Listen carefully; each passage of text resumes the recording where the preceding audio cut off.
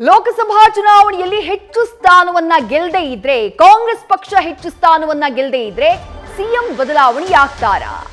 ಗುಬ್ಬಿ ಶಾಸಕರಾಗಿರುವಂತಹ S R Srinivas ಅವರ ಹೇಳಿಕೆಯಿಂದ ಸದ್ಯ ರಾಜ್ಯ ರಾಜಕೀಯದಲ್ಲಿ ಹೊಸ ಚರ್ಚೆ ಶುರುವಾಗಿದೆ. ಸಿದ್ದರಾಮಯ್ಯ ರಾಜೀನಾಮೆ ಬಗ್ಗೆ ಹಾಗಾದ್ರೆ ಎಸ್ಆರ್ ಶ್ರೀನಿವಾಸ್ ಅವರು ಮಾತನಾಡಿದ್ದು ಯಾವ ಕಾರಣಕ್ಕೆ?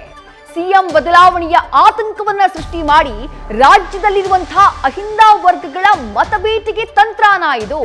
ಈ ಹಿಂದೆ ಸಿಎಂ ಬದಲಾವಣೆಯ ಬಗ್ಗೆ ಮಾತನಾಡಿದ್ರು ಸಚಿವ ಕೆಎನ್ ರಾಜಣ್ಣ.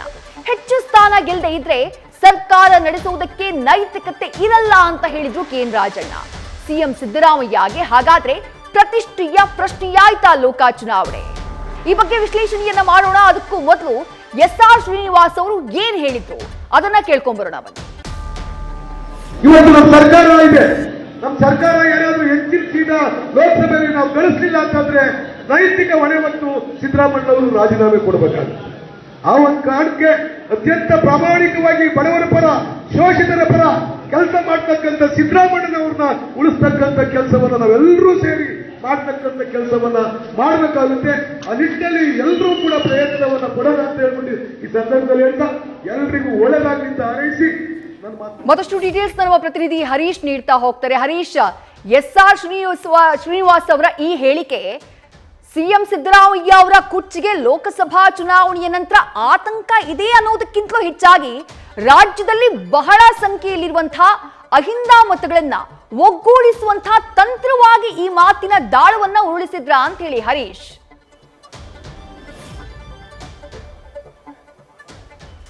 ವಿದೇಶಿ ಬಹಳ ಮುಖ್ಯವಾಗಿರುವಂತದ್ದು ಲೋಕಸಭಾ ಚುನಾವಣೆ ಹೊತ್ತಲ್ಲೇ ಎಲ್ಲೋ ಒಂದ್ ಕಡೆ ಗುಬ್ಬಿ ಶಾಸಕರಾಗಿರುವಂತಹ ಶ್ರೀನಿವಾಸ್ ಅವರು ಇವತ್ತು ಒಂದು ಕೊಟ್ಟಿರುವಂತಹ ಹೇಳಿಕೆ ಸಾಕಷ್ಟು ಕೂಡ ಕುತೂಹಲಕ್ಕೆ ಎಡೆ ಮಾಡಿಕೊಟ್ಟಿದೆ. ಅಂದ್ರೆ ಹೆಚ್ಚಿನ ಸ್ಥಾನಗಳು ಬರದೇ ಇದ್ದಂತ ಸಂದರ್ಭದಲ್ಲಿ ಸಿದ್ದರಾಮಯ್ಯ ಅವರು ನೈತಿಕ ಹೊಣೆ ಹೊತ್ತು ರಾಜೀನಾಮೆ ಕೊಡಬೇಕಾಗುತ್ತೆ ಅನ್ನುವಂತಹ ಹೇಳಿಕೆ ಸಾಕಷ್ಟು ಕೂಡ ಚರ್ಚೆಗೆ ಈಗ ಗ್ರಾಸ ಆಗಿರುವಂತದ್ದು. ಸ್ವತಃ ಕಾಂಗ್ರೆಸ್ ಪಾಳ್ಯದಲ್ಲಿ ಈ ಒಂದು ವಿಚಾರಕ್ಕೆ ಸಂಬಂಧಪಟ್ಟಂಗೆ ಒಂದಷ್ಟು ಚರ್ಚೆಗಳು ಕೂಡ ಈಗ ನಡೆಯುತ್ತಿರುವಂತದ್ದು. ಆದ್ರೆ ಈ ಒಂದು ಹೇಳಿಕೆ ಬಗ್ಗೆ ಸಾಕಷ್ಟು ಕುತೂಹಲಕ್ಕೆ ಎಡೆ ಮಾಡಿಕೊಟ್ಟಿದೆ. ಇದು ಅವರ ವೈಯಕ್ತಿಕ ಹೇಳಿಕೆಯೋ ಅಥವಾ ಒಟ್ಟಾರೆ ಫಲಿತಾಂಶದ ಅಂದ್ರೆ ಲೋಕಸಭಾ ಚುನಾವಣೆ ಹಿನ್ನೆಲೆಯಲ್ಲಿ ಅಹಿಂದ ಮತಗಳನ್ನ ಹಿಡಿದಿಟ್ಟುಕೊಳ್ಳುವಂತಹ ಲೆಕ್ಕಾಚಾರದ ಭಾಗವಾಗಿ ಈ ರೀತಿಯ ಒಂದು ಹೇಳಿಕೆ ಕೊಟ್ರ ಅನ್ನುವಂಥದ್ದು ಕೂಡ ಈಗ ಚರ್ಚೆ ಆಗ್ತಾ ಇರುವಂತದ್ದು. ಒಂದು ರಾಜ್ಯದ ಮಟ್ಟಿಗೆ ಕೂಡ ಸಿದ್ದರಾಮಯ್ಯವರು ಸಾಕಷ್ಟು ಜನಪ್ರಿಯ ನಾಯಕರಾಗಿರುವಂತದ್ದು, ತಮ್ಮದೇ ಆದಂತಹ ಯೋಜನೆಗಳ ಮೂಲಕ ಜನರ ಹತ್ರ ಆಗಿದ್ದಾರೆ ಅನ್ನುವಂಥದ್ದು. ಹಾಗಾಗಿ ಜನನಾಯಕರಾಗಿರುವಂತಹ ಹಿನ್ನೆಲೆಯಲ್ಲಿ ಒಂದಷ್ಟು ಮತಗಳನ್ನ ಹಿಡಿದಿಟ್ಟುಕೊಳ್ಳುವಂತಹ ಲೆಕ್ಕಾಚಾರದ ಭಾಗವಾಗಿ ಈ ರೀತಿಯ ಒಂದು ಹೇಳಿಕೆ ಕೊಟ್ಟಿರಬಹುದು ಅನ್ನುವಂತ ಒಂದಷ್ಟು ವ್ಯಾಖ್ಯಾನಗಳು ಕೂಡ ಈಗ ಸದ್ಯಕ್ಕೆ ವ್ಯಕ್ತ ಆಗ್ತಿರುವಂತದ್ದು.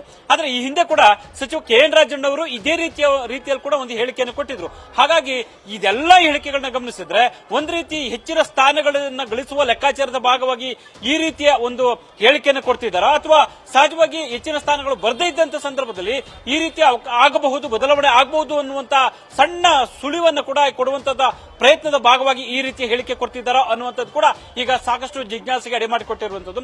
ಆದ್ರೆ ಒಂದಂತೂ ಸ್ಪಷ್ಟ, ಶ್ರೀನಿವಾಸ್ ಅವರ ಹೇಳಿಕೆಯಿಂದ ಇರುವಂತದ್ದು ಅಂದ್ರೆ ಈಗ ಹೆಚ್ಚಿನ ಅಹಿಂದ ಮತಗಳನ್ನ ಹಿಡಿದಿಟ್ಕೊಳ್ಬೇಕಾಗುತ್ತೆ ಅನ್ನುವಂತ ಲೆಕ್ಕಾಚಾರದಲ್ಲಿ ಬಹುಶಃ ಸಿಂಪತಿ ಗಿಟ್ಟಿಸಿಕೊಳ್ಳುವಂತ ಅನುಕಂಪದ ಕಾರಣಕ್ಕಾಗಿ ಈ ರೀತಿಯ ಒಂದು ಹೇಳಿಕೆಯನ್ನು ಕೊಟ್ಟಿದ್ರ ಅನ್ನುವಂಥದ್ದು ಕೂಡ ಈಗ ಕಾಂಗ್ರೆಸ್ ಪಡೆಸಾಲೆಯಲ್ಲಿ ಕೇಳಿಬರ್ತಾ ಇರುವಂತದ್ದು. ಅಂದ್ರೆ ಅಹಿಂದ ವರ್ಗದ ಅಗ್ರಗಣ್ಯ ನಾಯಕರಾಗಿರುವಂತಹ ಸಿದ್ದರಾಮಯ್ಯ ಅವರು ಅವರ ಬೆನ್ನಿಗೆ ದೊಡ್ಡ ಮಟ್ಟದಲ್ಲಿ ಕೂಡ ಮತದಾರರು ಇರುವಂತದ್ದು. ಈ ಹಿನ್ನೆಲೆಯಲ್ಲಿ ಹೆಚ್ಚಿನ ಮತದಾರರನ್ನು ಸೆಳೆಯುವಂತ ಭಾಗವಾಗಿ ಲೋಕಸಭಾ ಚುನಾವಣೆಯಲ್ಲಿ ಹೆಚ್ಚಿನ ಸ್ಥಾನಗಳನ್ನ ಗೆಲ್ಲಬೇಕಾದಂತ ಹಿನ್ನೆಲೆಯಲ್ಲಿ ಈ ರೀತಿಯ ಒಂದು ಹೇಳಿಕೆಯನ್ನು ಕೊಟ್ಟಿದ್ದಾರೆ ಅನ್ನುವಂತ ವ್ಯಾಖ್ಯಾನಗಳು ಕೂಡ ಸಹಜವಾಗಿ ಕಾಂಗ್ರೆಸ್ ಪಾಳ್ಯದಲ್ಲಿ ವ್ಯಕ್ತ ಆಗ್ತಿರುವಂತದ್ದು. ವಿದ್ಯಾಶ್ರೀ, ಹರೀಶ್, ಮತ್ತಷ್ಟು ಕುತೂಹಲಕ್ಕೆ ಎಡೆ ಮಾಡಿಕೊಡೋದು ಕೇವಲ ಎಸ್ಆರ್ ಶ್ರೀನಿವಾಸ್ ಮಾತ್ರ ಅಲ್ಲ. ಇಂತಹ ಹೇಳಿಕೆಯನ್ನ ಕೊಟ್ಟಂತವರಲ್ಲಿ ಇರುವಂತದ್ದು ಕೆಎನ್ ರಾಜಣ್ಣ ಅವರ ಹೇಳಿಕೆಯೂ ಎಲ್ಲೋ ಒಂದ್ ಕಡೆ ಇದೇ ಸಾಲಿಗೆ ಇದೇ ಅರ್ಥಕ್ಕೆ ಬಂದು ನಿಂತುಕೊಳ್ಳುತ್ತೆ. ಅಲ್ಲಿಗೆ ಸಿಎಂ ಸಿದ್ದರಾಮಯ್ಯ ಅನ್ನುವಂಥ ಅಸ್ತ್ರವನ್ನೇ ಲೋಕಸಭಾ ಚುನಾವಣೆಯಲ್ಲಿ ಕಾಂಗ್ರೆಸ್ ಪಾಳ್ಯ ಬಳಕೆ ಮಾಡ್ತಾ ಇದೆಯಾ ಅಂತ ಹೇಳಿ, ಅಂದ್ರೆ ಸಿಎಂ ಸಿದ್ದರಾಮಯ್ಯ ಕಂಟಿನ್ಯೂ ಆಗಬೇಕು ಅನ್ನುವಂತಹ ಆ ಭಾವನಾತ್ಮಕ ಬಂಧ ಏನಿರುತ್ತೆ ಮತದಾರರಲ್ಲಿ, ಅದನ್ನ ದಾಳುವಾಗಿ ಪ್ರಯೋಗ ಮಾಡ್ತಿದ್ದಾರಾ ಅಂತ ಹೇಳಿ ಕಾಂಗ್ರೆಸ್ನ ನಾಯಕರು. ಖಂಡಿತವಾಗಿ ವಿದ್ಯಾರ್ಥಿ, ಯಾಕಂತಂದ್ರೆ ಒಂದರಲ್ಲಿ ಸಿದ್ದರಾಮಯ್ಯ ಅವರನ್ನ ಮುಂದುವರಿಸಬಾರದು ಅನ್ನೋ ರೀತಿಯಲ್ಲಿ ಕೂಡ ಒಂದಷ್ಟು ಕಾಂಗ್ರೆಸ್ ಪಾಳ್ಯದಲ್ಲಿ ಚರ್ಚೆಗಳು ಏನಾಗ್ತಿದ್ದಾವೆ. ಅಂದ್ರೆ ಸಿದ್ದರಾಮಯ್ಯ ಅವರು ಇದ್ರೆ ಸರಿ ಅನ್ನುವಂತಹ ಬಹುತೇಕರ ಅಭಿಪ್ರಾಯ ಆಗಿರ್ಬೋದು, ಅಥವಾ ಬದಲಾದ ಸನ್ನಿವೇಶದಲ್ಲಿ ಸಿದ್ದರಾಮಯ್ಯ ಅವರನ್ನ ಬದಲಾವಣೆ ಮಾಡಿದ್ರೆ ಬೇರೆ ಮತ್ತೊಬ್ಬರಿಗೆ ಒಂದು ಅವಕಾಶ ಅನ್ನುವಂತ ರೀತಿಯಲ್ಲಿ ಸಾಕಷ್ಟು ಚರ್ಚೆಗಳು ಏನಾಗ್ತಿದ್ದಾವೆ. ಈ ಒಂದು ಹಂತದಲ್ಲಿ ಇದನ್ನ ಒಂದು ರೀತಿಯಲ್ಲಿ ಭಾವನಾತ್ಮಕವಾಗಿ ಸೆಳೆಯುವಂತ ಒಂದು ಪ್ರಯತ್ನದ ಭಾಗವಾಗಿ ಈ ರೀತಿ ಹೇಳಿಕೆ ಕೊಡ್ತಿದ್ದಾರೆ ಅನ್ನುವಂಥದ್ದು ಕೂಡ ಇಲ್ಲಿ ಮೇಲ್ನೋಟಕ್ಕೆ ಸ್ಪಷ್ಟವಾಗಿ ಗೊತ್ತಾಗ್ತಿದೆ. ಯಾಕಂತಂದ್ರೆ ಸಿದ್ದರಾಮಯ್ಯ ಅವರು ಪ್ರಸ್ತುತ ಪ್ರಸ್ತುತ ಸಂದರ್ಭದಲ್ಲಿ ಅವರೇ ಸಿಎಂ ಆಗಿ ಮುಂದುವರಿಬೇಕು ಅನ್ನುವಂತ ಬಹುತೇಕರ ಅಭಿಪ್ರಾಯ ವ್ಯಕ್ತ ಆಗ್ತಿದ್ದು ಕಾಂಗ್ರೆಸ್ ಕಾರ್ಯಕರ್ತರಲ್ಲಾಗಿರ್ಬೋದು ಅಥವಾ ಬೇರೆ ಬೇರೆ ವರ್ಗಗಳಲ್ಲಾಗಿರ್ಬೋದು. ಹಾಗಾಗಿ ಇದನ್ನೇ ಮುಂದಿಟ್ಕೊಂಡು ಸಿದ್ದರಾಮಯ್ಯ ಅವರು ಮುಂದುವರಿಬೇಕಾದ್ರೆ ಈ ತರ ಅವರಿಗೆ ಹೆಚ್ಚಿನ ಸ್ಥಾನಗಳನ್ನ ಕೊಡಲೇಬೇಕಾಗುತ್ತೆ, ಕೊಟ್ಟಾಗ ಅದು ಮುಂದುವರಿಯೋದಕ್ಕೆ ಸಾಧ್ಯ ಆಗುತ್ತೆ ಅನ್ನುವಂತ ಅಂಶವನ್ನ ಪ್ರತಿಪಾದಿಸುವ ಮೂಲಕ ಹೆಚ್ಚಿನ ಸ್ಥಾನಗಳನ್ನ ಗೆಲ್ಲುವಂತ ಲೆಕ್ಕಾಚಾರದ ಭಾಗವಾಗಿ ಈ ರೀತಿಯ ಹೇಳಿಕೆಗಳು ಕೊಡ್ತಿದ್ದಾರೆ ಅನ್ನುವಂಥದ್ದು ಕೂಡ ಸದ್ಯಕ್ಕೆ ಕೇಳ್ಬರ್ತಾ ಇರುವಂತದ್ದು. ವಿದ್ಯಾಶ್ರೀ, ನ್ಯೂಸ್ ಫಸ್ಟ್ ನಿರ್ಭೀತಿಯಿಂದ ನಿಮ್ಮ ಪರವಾಗಿ.